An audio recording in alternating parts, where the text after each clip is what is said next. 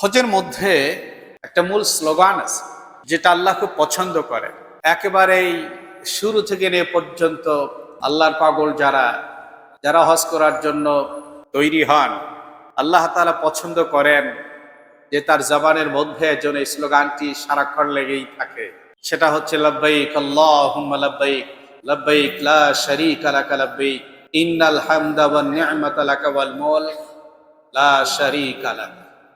লব্বাইক আল্লাহুম্মা লব্বাইক, লব্বাইক লা শারীকা লাকা লব্বাইক, ইন্নাল হামদা ওয়ান নি'মাতা লাকা ওয়াল মুলক লা শারীকা লাক।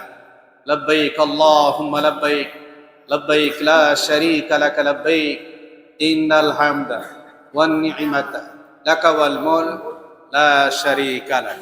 দুঃখজনক এবং খুবই দুর্ভাগ্যজনক, আমার ক্ষুদ্র অভিজ্ঞতা যেটা লক্ষ্য করছি, অন্তত 70% হাজী সাহেবদের তালবিয়াটা শুদ্ধ হয় না।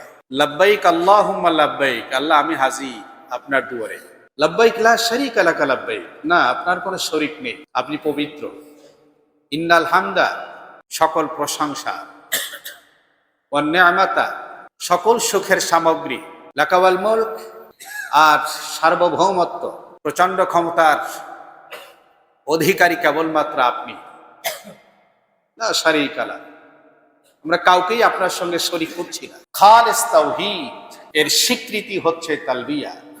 আল্লাহ এটা খুব বেশি পছন্দ করেন। তালবিয়া যখন পড়তে হয় একসঙ্গে 3 বার পড়তে হয়, এটা মুস্তাহাব।